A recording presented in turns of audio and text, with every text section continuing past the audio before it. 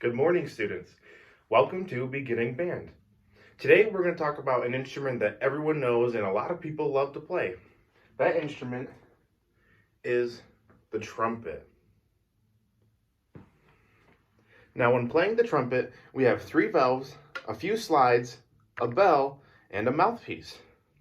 First of all, we're going to talk about the trumpet mouthpiece. When talking about the trumpet mouthpiece, we won't need to touch the instrument at all today. So put the instrument in the case and leave it alone. Pick up the mouthpiece and let's admire what it looks like.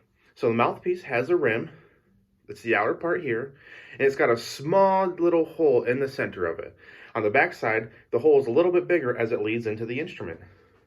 Now, when playing a brass instrument, any brass instrument, all the way from the tuba to the trombone to the French horn, even to the trumpet, we have to use our lips. Our lips also creates a thing called an embouchure or an aperture. The embouchure is the way that your lips are formed, and the aperture is the tiny little hole that you're going to create. For instance, the muscles around the lips create the embouchure, and the little hole between your lips, creates the aperture. Now, when learning the aperture for trumpet, we want to take something like a little tiny straw. And that little tiny straw you want to place in between your lips and lightly blow through the straw. That's the kind of hole you want to create when playing the trumpet. This may seem a little difficult, but once you get used to it, it'll be a breeze. So now, let's take that straw that we have, put it in between our lips, and blow. Almost like if you're blowing on your macaroni and cheese to cool it down when it's super hot.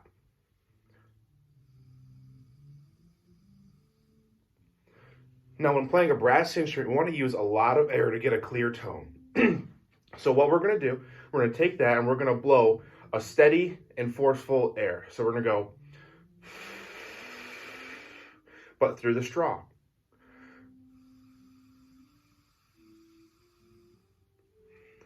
That's what we need to do when we get to playing the trumpet. Now, let's use the mouthpiece. Before we move on to actually using the mouthpiece, we're going to go through a few rules and ideas and what we can do to ensure that we are doing this correctly. So before we start, we're going to do some breathing exercises. This one is called M-Poo. So what we're going to do, we're going to breathe in and we're going to make an M. So we're going to go.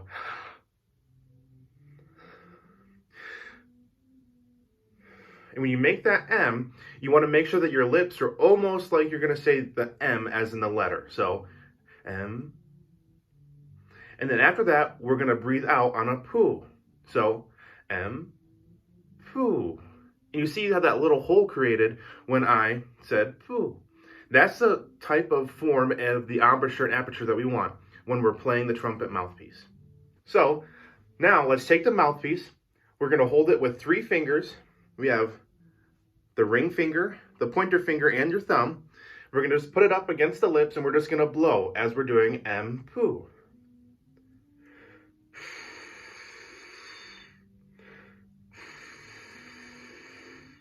It's almost going to sound like an airy whistle. If you can whistle, then you're going to be able to play the mouthpiece.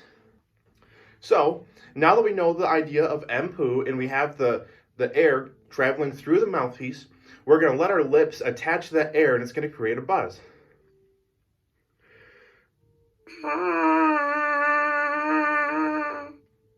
Now, if you don't get a buzz right off the bat, that's okay. Practice makes perfect. You'll get it over time. But for now, until you get that buzz, keep on doing the M-poo. Another thing that can help is licking your lips and making sure they're a little moist. Now my lips are a little moist. I'm going to try it again.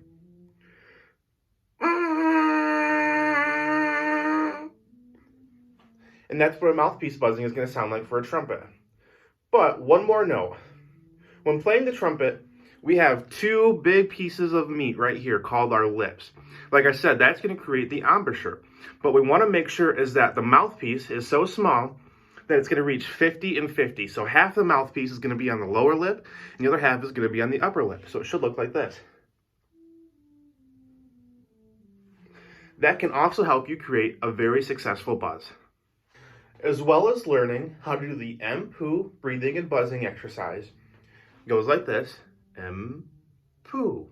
We also want to do something called the poo. Now, the ha poo is when a instrumentalist takes the mouthpiece away from the mouth and returns to the mouthpiece in order to play a note. That's going to look like this. When doing the ha poo, we want to breathe in like you're taking in a lot of air, and you want to return with a poo, almost the same way that we did with the M poo. Besides, the breathing in is different. This time, let's breathe in saying ha. And then, on the time when we exhale our ale, we're going to go.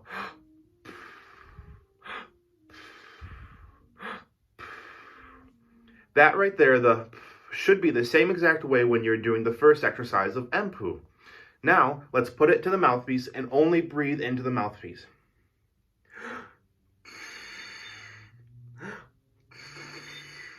As you notice, every time I say, I'm taking the mouthpiece away from my lips, and I'm returning it when I get ready to go the part of the exercise. Now that we have that down, let's try and buzz. Remember, make sure your lips are kind of moist, and it'll be easier to make that buzzing noise.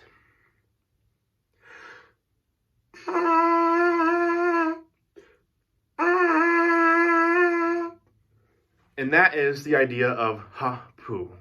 Now that we know how to buzz with the mouthpiece, we are going to experience playing with the trumpet. So go ahead, pick up your trumpet, and make sure you're holding it properly. So the correct way to hold the trumpet is you're going to take your left hand, you're going to put your ring finger in this little tiny loop right here. So put your ring finger there, and the pinky is going to go underneath that, underneath these here. You're going to take your middle finger and your pointer finger, put it right here on next to the third valve, and your thumb is going to come right here in the little thumb holder. That is going to ensure that you have a proper hold with your left hand on the trumpet. For the right hand, we have to play the valves. Now with the valves, you want to use your pointer finger for the first valve, your ring finger for the middle valve, your middle finger for the middle valve, and your ring finger for the third valve. Next, we want to make sure that our pinky is laying on top of this little ring here. And finally, on the other side of the trumpet, right here, you want to be able to rest your thumb so it creates a secure and forceful hold when you're playing the trumpet. Now that we have the trumpet holding down, we're going to take our mouthpiece and we're going to put it into this tiny hole here. So when you put it in, it's going to be super loose. And what you want to do is you want to turn it a quarter turn to either the left or the right. This will secure your mouthpiece in place when you're playing the trumpet. If not, it could fall and damage the mouthpiece. Now that we have our mouthpiece on our trumpet, we have the correct holding position, and we know how to buzz, let's go ahead and buzz with the trumpet.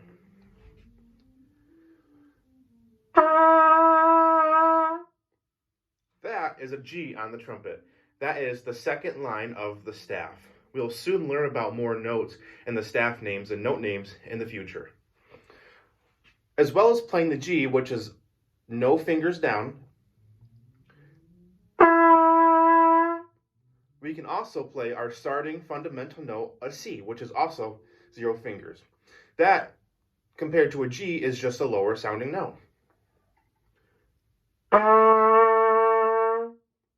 That note there is going to eventually, later on in our class, start the scale called a B-flat major scale.